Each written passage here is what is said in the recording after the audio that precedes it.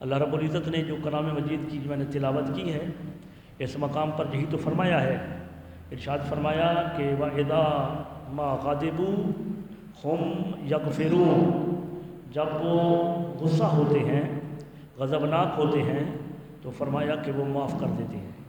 تو اس میں وہ غضبناک ہونا ہے، وہ غصہ ہونا ہے جو اپنی ذات کے لیے آئے، اپنی ذات کے لیے۔ حضرت علی رضی اللہ تعالیٰ عنہ، آپ میدان کارزار میں آپ لڑ رہے تھے دشمن کے ساتھ، تو دشمن کو زیر کر دیا، جو کافر تھا اس کو زیر کر دیا، اس کے سینے پر چڑھ گئے، اور قریب تھا کہ اس کے سر کو بدن سے جدا کر دیتے، مگر ایسا ہوا کہ اس دشمن نے آپ کے چہرے پر تھوک دیا۔ جب آپ کے چہرے پر تھوکا تو حضرت علی رضی اللہ تعالیٰ عنہ اس کے سینے سے آپ اتر گئے، تلوار بھی ہٹا لی۔ تو کسی نے کہا کہ آپ نے ایسا کیوں کیا؟ وہ دشمن تھا اور آپ نے ان پر قابو پا لیا تھا، تو آپ قابو پانے کے باوجود آپ ان کے اوپر سے کیوں اتر گئے؟ تو فرمایا کہ میں جب لڑ رہا تھا تو اللہ رب العزت کے خوشنودی کے لیے لڑ رہا تھا، اللہ رب العزت کی جو رضا ہے اس کے لیے لڑ رہا تھا، لیکن جس وقت اس نے میرے چہرے پر تھوکا تو مجھے اپنا جان کا غصہ آ گیا، اپنے نفس کا غصہ آ گیا، تو میں نے چاہا کہ اس کے 3-4 ٹکڑے کر دوں، لیکن فوراً سوچا کہ وہ تو میری اپنی جان کا انتقام ہوگا، تو لہٰذا میں نے اسے چھوڑ دیا کہ میں نے اپنی جان کا، اپنے نفس کا جو ہے میں نے انتقام نہیں لیا، بلکہ میں جو پہلے لڑ رہا تھا وہ یہی کہ اللہ تبارک و تعالیٰ کی رضا کے لیے، اس کی خوشنودی کے لیے، تو اس وجہ سے میں جو ہے اس کو چھوڑ دیا۔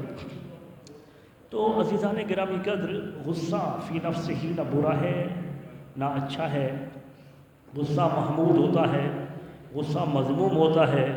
غصہ دین اسلام کے لیے ہو، اللہ اس کے رسول کے لیے ہو تو وہ غصہ محمود ہے، اور اپنی جان کے لیے ہو تو وہ مذموم ہے۔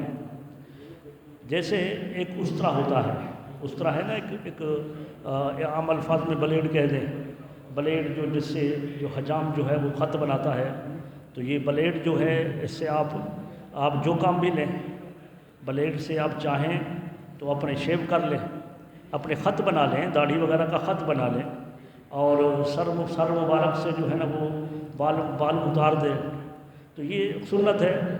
تو یہ اس حوالے سے جو ہے وہ یہ کام بھی لے جا سکتا ہے، اور اس سے اگر چاہیں تو کسی کا ناک اتار دیں، تو ناک اتارنا، کسی کو زخمی کر دینا، تو یہ بھی ہو سکتا ہے اس استرے کے ساتھ، اس بلیڈ کے ساتھ۔ تو بالکل اسی طرح غصہ فی نفس ہی نہ اچھا ہے نہ برا ہے، اور اپنے نتیجے کے حوالے سے وہ اچھا اور برا ہوا کرتا ہے، کہ اس کا نتیجہ جو نکلے گا وہ اچھا ہے یا برا ہے۔ اس وجہ سے فرمایا گیا کہ غصہ اگر اللہ رب العزت، اس کے رسول، دین متین کی خاطر آیا ہے تو وہ غصہ جو ہے وہ جائز ہے، اور غصہ جو ہے اگر اپنی جان کے لیے آیا ہے تو وہ ناجائز ہے۔ جو اپنی جان کے لیے آیا ہے، اپنے نفس کے لیے آیا ہے، اس غصے کو معاف کر دینا افضل ہے، جس کے متعلق ابھی میں حدیث مبارکہ پیش کروں گا۔ دشمن کے لیے غصہ کرنا جائز ہے۔ بعض وہ چیزیں جس کو شریعت نے مارنے کا حکم دیا ہے، مثلا حدیث پاک میں آیا کہ اگر تم حالت احرام کے اندر ہو تو یہ فلاں جانور جو ہیں ان کو حالت احرام میں بھی مار سکتے ہو، یعنی موذی جانور ہیں، وہ حالت احرام حرم کے اندر بھی ان کا مارنا جائز ہے۔ اب وہ شریعت نے جو کہ حکم دیا، اب بندہ رحم دل ہو، کہے کہ نہیں میں تو حرم میں پہنچ چکا ہوں، ان چیزوں کو کیوں ماروں؟ مثلا اس میں سے بولا کتا ہے، بولا کتا جو آم کاٹنے والا نہیں، بولا پاگل کتا جو پاگل ہو جائے، اس کتے کو مارنا بھی احرام کی حالت میں حرم کے اندر بھی جائز ہے۔ اسی طرح سے جو ہے وہ چھپکلی ہے، چھپکلی کا مارنا بھی جائز ہے، گھر کے اندر ہوں یا کسی مقام پر ہوں، وہ حرم کے اندر ہوں، بلکہ اس کے مارنے کے تو ثواب ہے۔ جتنا اس کو جتنا جلدی ماریں گے، جتنا ایک ضرب میں ماریں گے تو زیادہ ثواب ہے، دو میں ماریں گے تو اس سے کم ثواب ہے۔ اسی طرح سے یہ چیل ہے، چیل کا مارنا بھی وہ حرم کے اندر بھی جائز ہے۔ اور عجیب بات ہے، آپ دیکھتے ہیں کہ یہ چیزیں جو ہیں، چیل ہو گیا، کوا ہو گیا، ان کا مارنا جائز ہے، مگر ہمارے ہاں چونکہ علم کی کمی ہوتی ہے تو ہم جو ہے وہ صدقہ اتار رہے ہوتے ہیں کسی کا، تو چیلوں کو گوشت کھلا رہے ہوتے ہیں۔ وہ جانور جن کے مارنے کا حکم ہے، بلکہ حالت احرام میں مارنے کا حکم ہے، ہم جو ہے وہ یہ دیکھتے نہیں ہیں فاریہ چوک پر جو ہے، میں نے ایک دو دفعہ دیکھا ہے، وہاں پر وہ گوشت اوپر اڑاتے ہیں اور چیلیں اڑ کر اس کو کیچ کرتی ہے، تو ان کو گوشت کھلاتے ہیں وہ، اور یہ سمجھتے ہیں کہ ہمیں اس کا ثواب ہوگا۔ بھئی ایسا جانور، ایسا پرندہ جس کے مارنے کا حکم ہے، اس کو یہ صدقہ اتارنے کے لیے اس کو کھلانا، صدقہ اتارنے کے لیے اس کو کھلانا، یہ کہاں سے جائز ہے؟ تو اس وجہ سے یہ چیزیں جو ہیں، ان پر جو ہے نا، ان پر شریعت نافذ ہے کہ ان کو مارو، اگر جب تم کتنا ہی رحم دل کیوں نہیں ہو، کتنا ہی رحم دل کیوں نہیں ہو، نہیں مجھے تو ان سے جو ہے نا شفقت ہے، مجھے تو اللہ کی مخلوق پر رحم آتا ہے۔ بھئی آپ سانپ کو مارنا جائز ہے، حرم کے اندر بھی مارنا جائز ہے، وہ جانور جو گنوا رہا تھا ان میں سانپ کو مارنا بھی جائز ہے۔ اب سانپ جو ہے وہ کوئی کہے کہ میں بڑا رحم دل ہوں، اور وہ اس کو پکڑ کر اس کو جو ہے نا چکنے اس کے جسم پر ہاتھ پھیرنا شروع کر دے، اور اس نے ڈنگ مارنا ہے، اس نے جو ہے نا وہ ڈنگ مارا تو اس کے بعد اس نے مجھ سے محبت کرنے والے نے فنا ہو جانا ہے۔ تو لہٰذا ایسی چیزیں جس کا شریعت سے تعلق ہے، شریعت نے حکم دیا ہے، اس پر رحم دلی کرنا یہ شریعت کے خلاف ہے۔ اور چیل کے حوالے سے، کووں کے حوالے سے گوشت کھلانا، تو جانداروں پر رحم کرنا درست ہے، مگر جن کے لیے اللہ تبارک و تعالیٰ کے حبیب نے ارشاد فرمایا ہے، ان کی خوراک، ان کی منفعت، ان کی حکمت جو بھی ہے، لیکن ہمیں حکم یہ ہے کہ اگر یہ حرم کے اندر بھی یہ چیزیں ہوں تو ان کو مارو، تو صاحب ظاہر ہے کوئی نہ کوئی ان کا نقصان تو ہے، کوئی نہ کوئی ان کا نقصان ہے، یہی وجہ ہے کہ ان کو مارنے کا حکم ہے۔ تو لہٰذا ان کا ثواب نہیں ہوتا ہے ان کو گوشت کھلانے کا، ان کو وہ مچھلیوں کو کوئی نہ کوئی جا کر گوشت کھلا رہے ہوتے ہیں، آٹا گوندھ کر، آٹا بنا کر، وہ کماڑی کے پول کے اوپر کھڑے ہو کر وہ جو ہے مچھلیوں کو آٹا ڈالتے ہیں، اور وہ منتیں مانتے ہیں کہ جو ہے نا یہ ہمارا فلاں کام ہو جائے، فلاں کام ہو جائے تو ہم جو ہے نا ایسا کریں گے، ہم ان کو جو ہے نا آٹا، سورہ مزمل وغیرہ، سورہ مزمل کا پڑھنا درست ہے، لیکن سورہ مزمل قرآن ہے، اور قرآن جو ہے وہ جو ہے شفا لما صدور ہے، وہ دلوں کے لیے شفا ہے، وہ اپنی جگہ پر، مگر وہاں جا کر جو ہے ان کو آٹا کھلانا اور یہ منت ماننا کہ ہماری مرادیں مچھلیاں پوری کریں گی، تو پہلے ہم پر فتوے لگے کہ اولیاء کچھ نہیں کر سکتے، اولیاء جو اللہ کے ولی ہیں، ہم ان کا جواب دیتے دیتے تھک گئے قرآن و حدیث سے کہ اللہ کے ولی کی عظمت ہے، لیکن جب ہمارے لوگ ایسا کریں گے کہ وہ مچھلیوں کے جا کر اپنی مرادیں پیش کریں گے اور کہیں گے کہ مچھلیوں کی منت مان کر ہماری مرادیں پوری ہوں گی، تو بابا اس کا ہمارے پاس کوئی جواب نہیں ہے، اس کا ہمارے پاس جواب نہیں ہے۔ مراد معنی یہ ہے کہ اللہ رب العزت نے جن چیزوں سے، بس مچھلیوں کی بات تو ایک ضمناً آ گئی، میں نے گزار دی، بات یہ ہے کہ اللہ رب العزت نے، اس کے پیارے حبیب نے شریعت کے اندر جن چیزوں کا حکم دیا گیا ہے کہ یہ کرو اور یہ نہ کرو، اگر بندہ رحم دل ہی کیوں نہ ہو، مگر ان چیزوں پر جنہیں اللہ کے رسول نے مارنے کا حکم دیا ہے، تو بندہ جو ہے اس پر جو رحم کرے، غصہ نہ کرے، تو یہ بھی ایک ناقص اس کی تدبیر ہے، ایک ناقص علم ہے۔ تو لہذا جن چیزوں پر غصہ آتا ہے ان چیزوں کو دیکھا جائے گا، یہ چیز جو ہے، یہ غصہ جو ہمیں آ رہا ہے، یہ غصہ ہمیں شریعت کے حوالے سے آ رہا ہے یا اپنی جان کے حوالے سے آ رہا ہے۔ اگر اپنی جان کے حوالے سے آ رہا ہے تو وہ غصہ جائز ہے، اور اگر وہ اپنی جان کے حوالے سے آ رہا ہے تو غصہ ناجائز ہے، اور اگر شریعت کے حوالے سے آ رہا ہے تو وہ غصہ محمود ہے، اچھا غصہ ہے، وہ غصہ کرنا چاہیے۔ مثلا مثال میں نے پہلے دے دی کہ کوئی نبی کریم صلی اللہ علیہ وسلم کی گستاخی کرے، کوئی اللہ کی گستاخی کرے، کوئی دین اسلام کا مذاق اڑائے، تو اس پر ہمیں رحم دل نہیں ہونا ہے، اس پر غصہ کرنا ہے۔ ہاں، اپنی جان کے لیے اگر کوئی غصہ کرے تو اس کو معاف کر دینا افضل ہے۔ اب آئیے قرآن مجید کی طرف۔ ایک تو آیت کریمہ آپ نے سنی جس کو میں نے موضوع سخن بنایا، ارشاد فرمایا کہ وَإِذَا مَا غَضِبُوا ہم یغفرون، جب وہ غضبناک ہوتے ہیں تو فرمایا وہ معاف کر دیتے ہیں۔ تو پتہ چلا کہ جب غصہ آئے تو معاف کر دینا افضل ہے۔ اب دوسری آیت کریمہ رب کائنات نے ارشاد فرمایا سورہ آل عمران، اور آیت نمبر ہے 34 آیت کریمہ کے اندر رب کائنات نے فرمایا کہ وَالْقَاظِمِينَ الْغَيْظَ وَالْعَافِينَ عَنِ النَّاسِ ان اللہ یحب المحسنین۔ فرمایا کہ غصے کو پی جانے والے ہیں۔ ایک یہ بھی 34 آیت کریمہ کا ایک حصہ ہے۔ اگر پچھلے لفظوں کو میں پڑھوں تو وہاں متقین کی علامت کو بیان کیا گیا، والذین ينفقون فی السراء والضراء، وہ لوگ جو خوشی اور غمی کے وقت اللہ کی بارگاہ میں خرچ کرتے ہیں۔ اور فی السراء والضراء کا دوسرا معنی یہ ہوتا ہے کہ جو خوشحالی اور تنگی کی صورت میں خرچ کرتے ہیں۔ اور اس کے بعد فرمایا کہ والقاظمین الغیظ، اور غصے کو پی جاتے ہیں، غصے کو غصے کو پی جاتے ہیں۔ اور آگے فرمایا والعافین عن الناس، فرمایا کہ جو لوگوں کو معاف کر دیتے ہیں۔ اور آگے فرمایا کہ بے شک اللہ تبارک و تعالیٰ جو ہے یحب المحسنین، وہ محسنوں سے احسان کرنے والوں کو اللہ تبارک و تعالیٰ پسند کرتا ہے۔ تو یہاں پر اس آیت کریمہ کے اندر 4 چیزیں بتائی گئیں۔ ایک چیز یہ بتائی گئی کہ اگر خوشی ہے یا غمی ہے، خوشحالی ہے یا تنگی ہے، اللہ کی راہ میں خرچ کرو۔ تو خوشحالی کی تنگی کے اندر، خوشی غمی کے اندر اس کو خرچ کرنے سے اللہ تبارک و تعالیٰ جو ہے اس رزق کے اندر برکتیں عطا کرتا ہے۔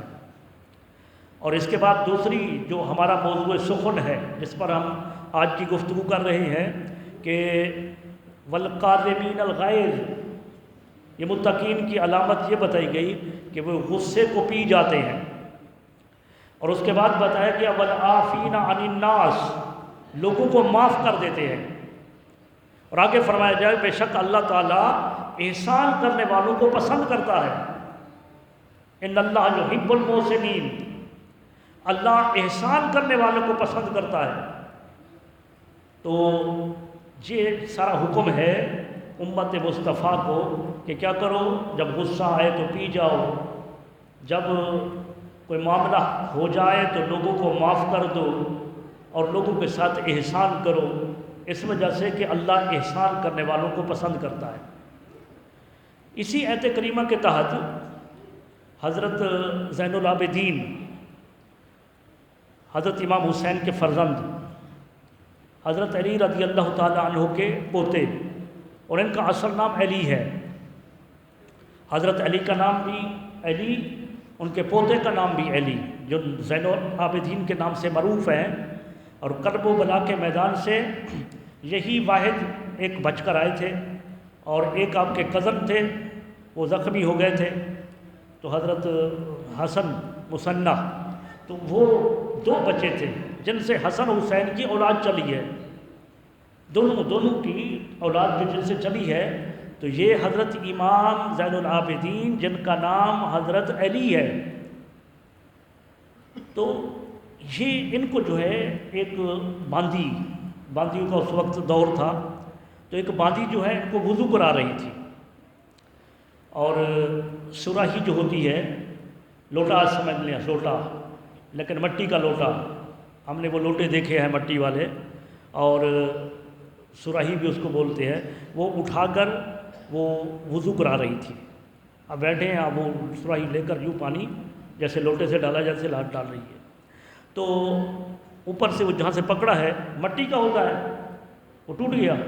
جب ٹوٹا نیچے گرا تو پانی اچھلا اور امام زین العابدین کے سارے کپڑے بھیگ گئے۔ تو سب کپڑے جب بھیگے تو آپ نے جو ہے نا تھوڑا غصے کی حالت میں یوں دیکھا تو باندھی بھی تو حضرت امام زین العابدین کی تھی نا۔ جب انہوں نے دیکھا کہ امام زین العابدین غصے کی حالت میں مجھے دیکھ رہے ہیں تو انہوں نے قرآن پڑھنا شروع کر دیا۔ اس نے کہا والقاظمین الغیظ، والقاظمین الغیظ، اللہ کے نیک بندوں کی صفت یہ ہے کہ وہ غصے کو پی جاتے ہیں۔ تو آپ نے اسی لمحے فرمایا قد قزمت غیظی، تحقیق میں نے اپنے غصے کو پی لیا ہے۔ یعنی بس یہ دیکھا تھا غصے سے، اور ادھر سے اس نے قرآن کی آیت کو پڑھا والقاظمین الغیظ، تو ادھر جواب آیا کہ میں نے غصے کو پی لیا۔ اب اس باندی نے پھر پڑھا والعافین عن الناس، اللہ تبارک و تعالیٰ کے مقرب بندوں کی دوسری علامت یہ ہے کہ وہ لوگوں کو معاف کر دیتے ہیں۔ تو حضرت امام زین العابدین نے فرمایا کہ قد عففت عنک، میں نے تجھے معاف کر دیا،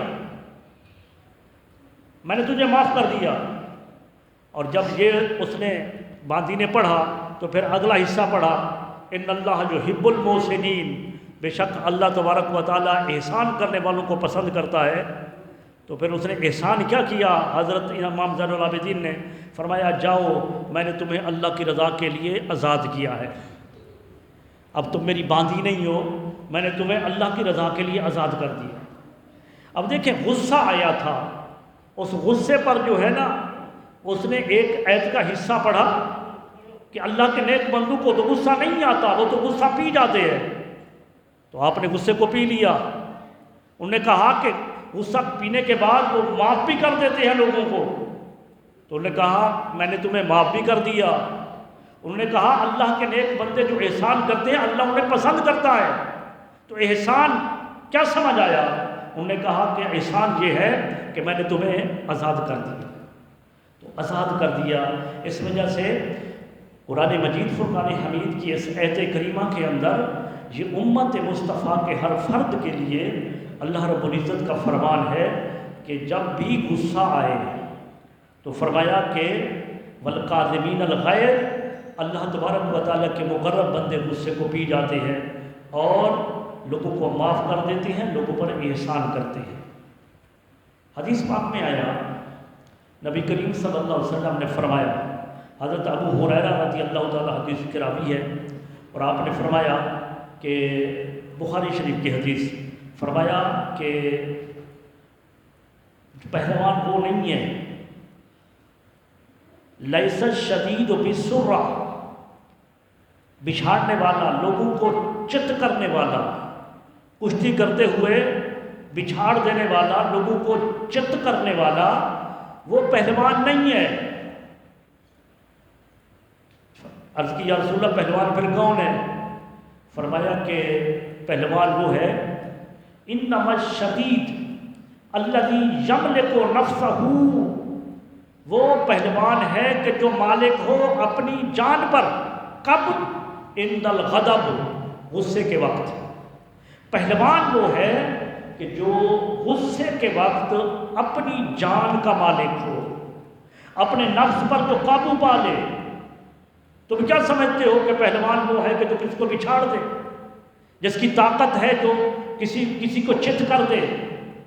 پہلوان وہ ہے کہ جو غصے کے وقت اپنے آپ پر قابو پا لے۔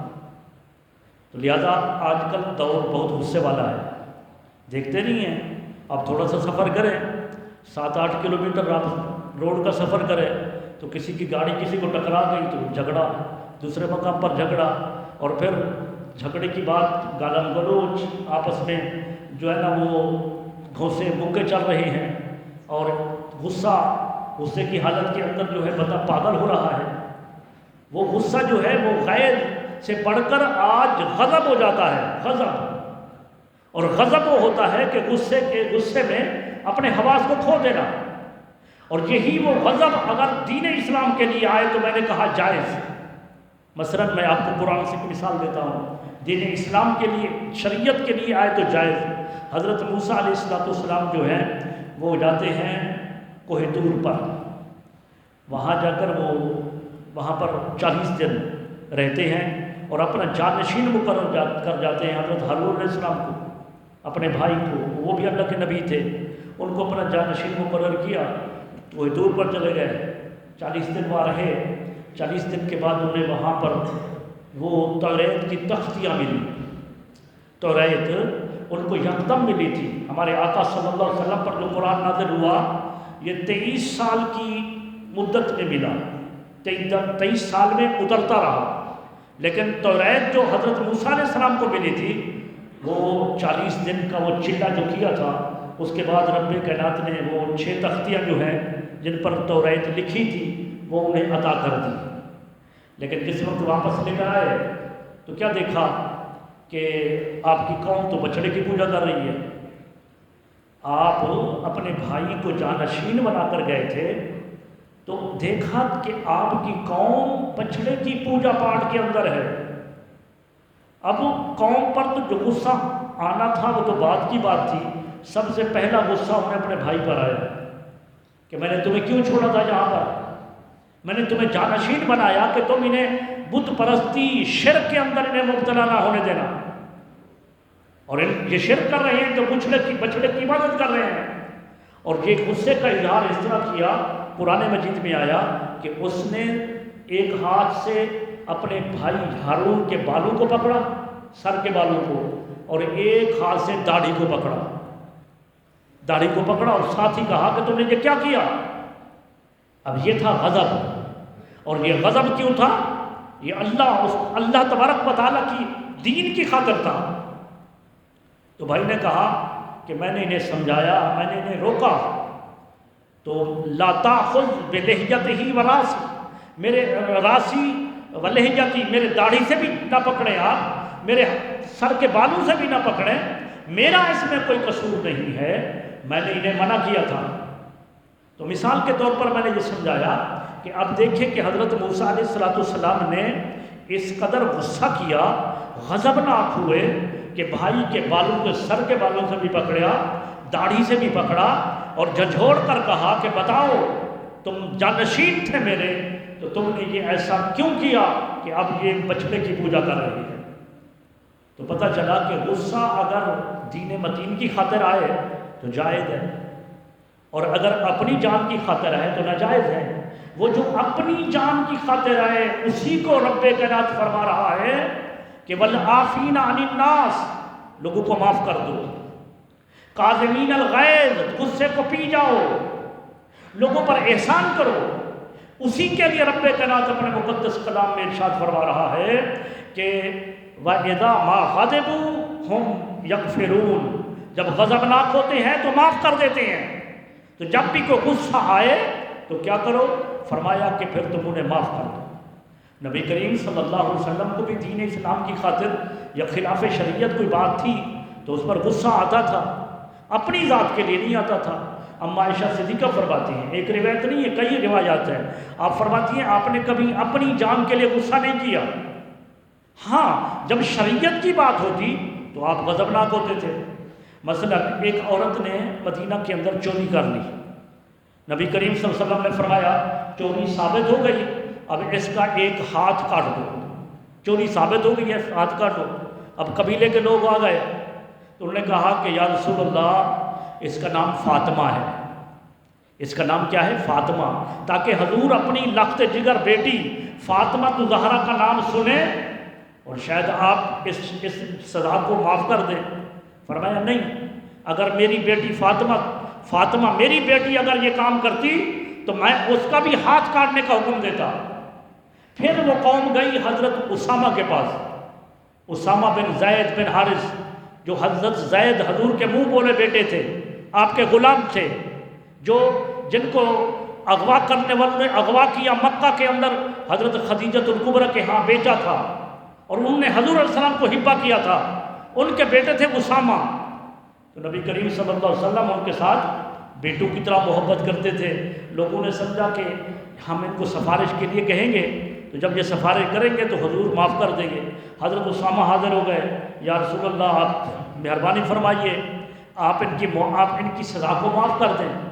حضور علیہ السلام غضبناک ہوئے، حضور علیہ السلام نے غصہ کیا، فرمایا اسامہ تم شریعت کے حوالے سے میری بارگاہ میں سفارش کر رہے ہو؟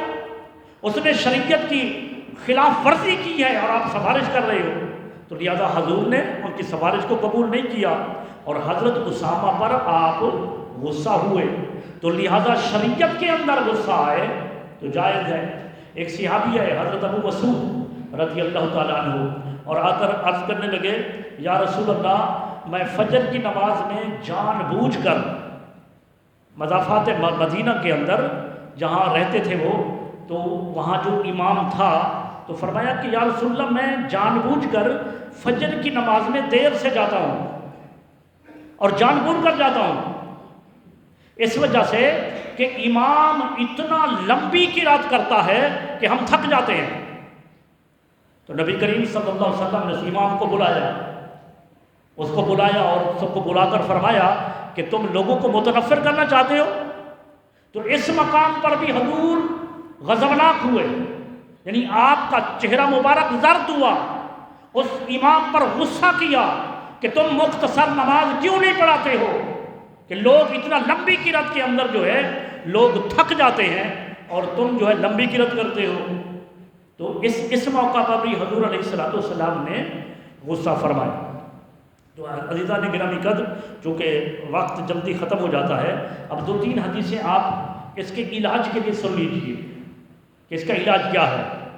غصہ تو آتا ہے، ایک فطری چیز ہے، ایک نیچرل چیز ہے کہ غصہ رکھا ہے، غصہ کا نہ ہونا یہ عیب ہے۔ غصہ ہو پھر بندہ پی جائے، اگر اپنی جان کے لیے آیا ہے تو یہ محمود ہے، اور اگر غصہ جو ہے وہ اپنی جان کی خاطر کسی سے بدلہ لے رہے ہو تو یہ مذموم ہے۔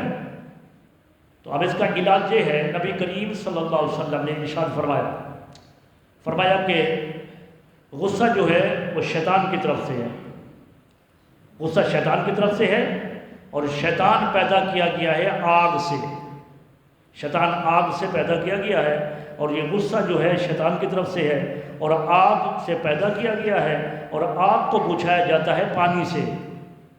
لہذا تم میں سے جب کسی کو غصہ آئے تو اسے چاہیے کہ وہ وضو کر لے، لیکن ہمیں تو ہوش ہی نہیں ہوتا غصے کے اندر جب تک انتقام نہ لے لیں۔ تو غصہ جب آئے تو اس کا علاج یہ ہے کہ غصہ اثر شیطان میں سے ہے، شیطان کے اثر سے ہے، تو لہذا جو غصہ کرنے والا ہے اسے چاہیے کہ وضو کرے۔ دوسری حدیث پاک میں آیا، حضرت ابو داؤد سے کی حدیث ہے، نبی کریم صلی اللہ علیہ وسلم نے فرمایا کہ جب تمہیں غصہ آئے تم میں سے جب کسی کو غصہ آئے تو فرمایا کہ اگر وہ کھڑا ہے تو بیٹھ جائے، کھڑا ہے تو بیٹھ جائے، اور پھر بھی اگر غصہ کافور نہیں ہو رہا، غصہ نہیں جا رہا تو پھر لیٹ جائے۔ اب ایک بندہ غصہ کر رہا ہے اور وہ دوسرا بندہ جو ہے وہ بیٹھ گیا، اب یہ معاملہ ختم ہو جائے گا نا۔ وہ بندہ جو ہے غصہ کرنے والا بیٹھ گیا، اب اس کے جب بیٹھا تو وہ جو کھڑے ہونے کی صورت میں انتقام لینے کا ارادہ تھا تو بیٹھ گیا۔ اب اس میں بھی اگر اس کا غصہ نہیں جا رہا تو فرمایا کہ وہ بیٹھ جائے، لیٹ جائے، تو لیٹنے کی صورت میں نبی کریم صلی اللہ علیہ وسلم نے فرمایا اس کا غصہ جاتا رہے گا۔ حدیث پاک میں آیا، نبی کریم صلی اللہ علیہ وسلم ایک صحابہ کرام کے ساتھ جا رہے تھے اور 2 آدمی آپس میں لڑ رہے تھے۔ جب لڑ رہے تھے تو نبی کریم صلی اللہ علیہ وسلم نے فرمایا، ایک آدمی ان میں سے جو آپس میں جھگڑا کر رہے تھے تو ایک گالی گلوچ کر رہا تھا، گالیاں دے رہا تھا، اور ایسا تھا کہ اس کا ناک چہرہ زرد تھا۔ صاف ظاہر ہے جب غصہ آتا ہے تو غصہ تو اپنا اثر دکھاتا ہے، رگیں پھول جاتی ہیں، چہرہ زرد ہو جاتا ہے، اور پھر خون دوڑتا ہے کہ بس میں انتقام لوں۔ نبی کریم صلی اللہ علیہ وسلم نے فرمایا کہ میں ایک عمل کو جانتا ہوں کہ اگر یہ آدمی وہ عمل کر لے تو ان کا غصہ جاتا رہے گا، تو صحابہ کرام ساتھ تھے، یا رسول اللہ فرمائیے کہ وہ غصہ وہ علاج کیا ہے، وہ عمل کیا ہے کہ اگر غضب کرنے والا، غصہ کرنے والا اگر وہ عمل کر لے تو غصہ جاتا رہے؟ تو نبی کریم صلی اللہ علیہ وسلم نے فرمایا کہ جب غصہ آئے تو بندے کو چاہیے وہ پڑھے اللہم انی اعوذ بکا من الشیطان الرجیم، اللہم انی اعوذ بکا من الشیطان الرجیم، اے اللہ میں شیطان مردود سے تیری پناہ چاہتا ہوں۔ تو فرمایا یہ وہ کلمات ہیں جن سے غصہ کافور ہو جائے گا۔ تو لہذا آج کل غصے کا دور ہے، غصے نے تباہیاں کر دی ہیں بھائی۔ آج کل جو گھروں کے اندر اولاد، ماں باپ کے اندر اولاد یہ سمجھتی ہے کہ ہم کڑیل جوان ہو گئے ہیں، اور یہ والدین بوڑھے ہم سے بار بار سوال کرتے ہیں، ان کے بار بار سوال کرنے پر اولاد کے دل میں غصہ آتا ہے۔ اور کبھی کبھار ایسا بھی ہوتا ہے کہ اولاد حق پر ہوتی ہے لیکن بڑھاپے کی وجہ سے والدین اس پر بے جا غصہ کرتے ہیں، جس سے اولاد باغی ہو جاتی ہے۔ اور کہیں کسی معاملے کے اندر چھوٹی سی بات سے گھر کے اندر بات چلی اور بات نوبت یہاں تک آ گئی، میاں کو غصہ آیا، اس نے کھڑے ہو کر بیٹھ کر 3 طلاقیں دے دی۔ 3 طلاقیں کیوں ہو رہی ہیں یہ آج کل؟ بندہ سوچتا بھی نہیں۔ آگے انشاءاللہ جو موضوع ہم نے چلائے نا یہ، تو ان پر ہم طلاق پر بھی گفتگو کریں گے۔ ہم جو ہے نا یہ جو معاملات ہیں معاشرتی، ان تمام پر ہم گفتگو کریں گے۔ طلاق کی ایک صورت جو آج ہمارے پاس لوگ آتے ہیں، وہ جو گھر میں غصہ کر کے طلاق دے کر آتے ہیں، وہ میاں بیوی دونوں پریشان ہوتے ہیں، پھر ہمارے پاس ہوتے ہیں مولانا صاحب کو راستہ نہیں نکل سکتا، ہم تو اس نے بیوی کہہ رہی ہوتی ہے اس نے تو غصے میں طلاق دے دی ہے، بس غصہ تھا، جھگڑا ہوا۔ بھائی غصے میں تو طلاق ہوتی ہے، کوئی پیار سے بھی طلاق ہوتی ہے۔ کوئی کہے اپنی بیوی سے واہ واہ تم تو بڑی اچھی لگتی ہو، بہت تم سے محبت ہے، مودت ہے، میں تم سے ہر چیز سے بڑھ کر محبت کرتا ہوں، لہٰذا میں تمہیں طلاق دیتا ہوں۔ ایسا نہیں ہوتا ہے۔ جب طلاق ہوتی ہے اس میں طلاق میں نیت کا انحصار نہیں ہے، بس یہ غصے کا کارنامہ ہے کہ اس غصے کی وجہ سے 3 طلاقیں دے دی اور پھر مارے پھرتے ہیں۔ اور اللہ نے پھر ہماری جماعتوں میں سے ایک جماعت ایسے بھی پیدا کر دی ہے، جب 3 طلاقیں دے کر ان کے پاس جاؤ تو کہتے ہیں نہیں 1 طلاق واقع ہو جائے، اکٹھے رہو، ساری زندگی زنا کراتے ہیں۔ تو عزیزان گرامی قدر، یہ غصے کا عمل ہے جس کی وجہ سے سب کچھ ہوتا ہے۔ تو لہٰذا چند باتیں میں نے غصے کے حوالے سے بیان کی، 3 حدیثیں میں نے غصے کے علاج پر بیان کی۔ اللہ تبارک و تعالی ہمیں غصہ پینے کی توفیق عطا فرمائے۔ یہ متقین کی علامت ہے، یہ مومنین کی علامت ہے۔ اللہ رب العزت ہمیں عمل کی توفیق عطا فرمائے۔